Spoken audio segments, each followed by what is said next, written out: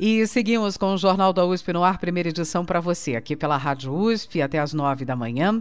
Na próxima semana será realizada a Cúpula do Clima, organizada pelos Estados Unidos. Desde a campanha eleitoral, o presidente Joe Biden vem manifestando grande preocupação com as mudanças climáticas e, uma vez no governo, tomando uma série de medidas para promover a chamada economia verde. Bem, é a primeira vez que o governo americano se posiciona tão incisivamente a favor de acordos globais, né, para a redução das emissões e pretende utilizar seu poder de pressão para que outros países adotem a mesma postura.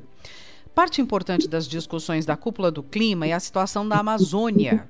Biden já avisou que essa será a última chance de o governo Bolsonaro apresentar uma proposta e manifestou que espera seriedade no trato desse tema.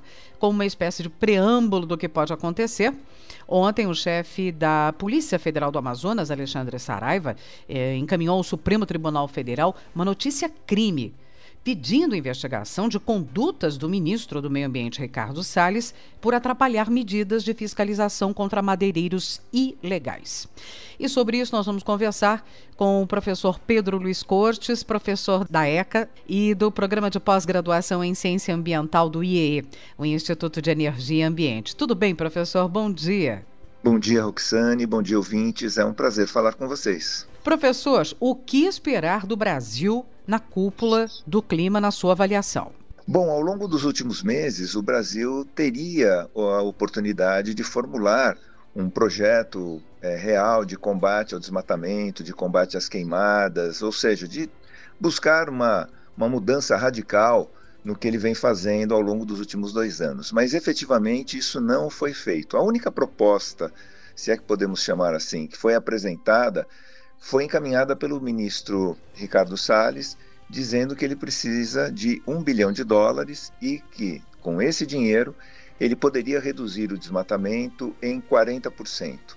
Sem esses recursos, ele diz que continuará se empenhando no combate ao desmatamento, no combate às queimadas, mas não consegue estabelecer metas, algo que nós já comentamos aqui na coluna, ou seja, não se imagina um gestor, seja ele de uma organização pública ou privada, que não consiga estabelecer metas, mesmo que os recursos não sejam aqueles desejados.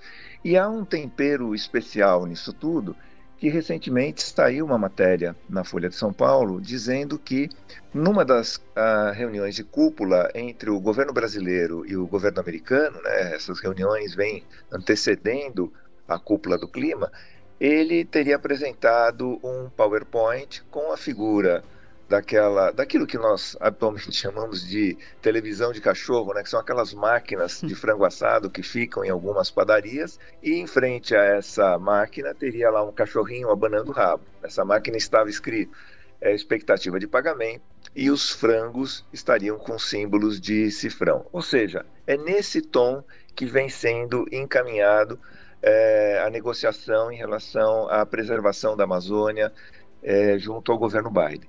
E algo que eu tenho sempre frisado é que não se trata de o governo brasileiro, do Estado brasileiro, ceder a pressões do governo americano. Na verdade, basta que o governo cumpra as leis que foram aprovadas ao longo das últimas décadas. Essas leis, elas não são fruto do governo A, B ou C, ou do partido X ou Y ou Z.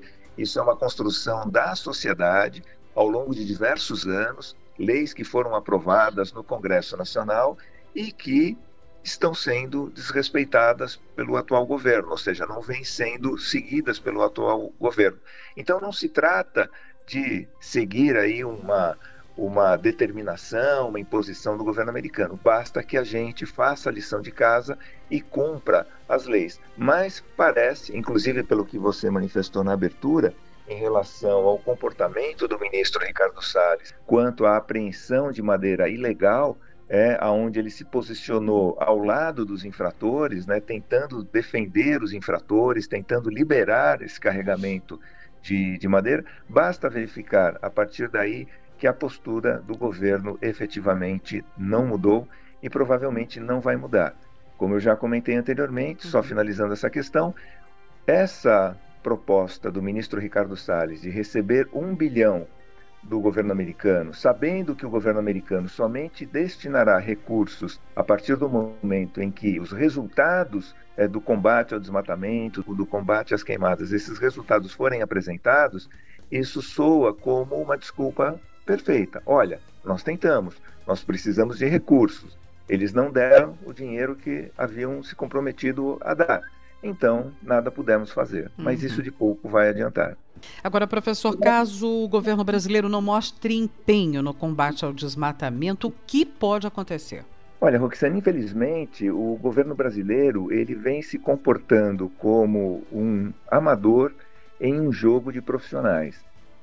As relações exteriores, elas são, obviamente, uma ciência, tanto é que nós temos uma escola renomada, que é o Instituto Rio Branco, para preparar os nossos embaixadores, os nossos funcionários que vão trabalhar nas relações exteriores, diretamente ou assessorando ministros e parlamentares. Então, tudo isso é uma ciência, mas parece que o governo brasileiro ele faz questão de negar a ciência também nesse ponto. Então, ele trata essas relações internacionais como uma questão não científica, como uma questão de somenos importância, como se fosse um amador entrando num campeonato profissional e não fazendo a mínima questão de tentar reverter situações negativas. É importante lembrar, e isso vem sendo feito ao longo dos últimos 2 anos, não só aqui na coluna, mas diversos outros articulistas já se manifestaram, que nós podemos, infelizmente, sofrer embargos aos nossos produtos agrícolas no exterior, exatamente por essa relutância do governo Bolsonaro em combater as queimadas, em combater o desmatamento, e as consequências estão cada vez mais próximas. Nós estamos com uma economia muito ruim, com uma grande dificuldade de recuperação, e perder essas exportações, que têm uma participação importantíssima no nosso PIB, será mais uma tragédia anunciada que se somará a tantas outras que vêm sendo executadas por este governo. Professor Pedro Luiz Cortes, da ECA, do Programa de Pós-Graduação do IEE, sempre com a gente aqui às sextas. Muito obrigada pelos esclarecimentos sobre o assunto. Lembrando que, além da nossa publicação no Jornal da USP, em nosso portal, você também pode acessar as nossas conversas no canal do YouTube O Ambiente é Nosso Meio. Muito obrigada, professor. Até a próxima. Eu que agradeço. Uma boa semana a todos.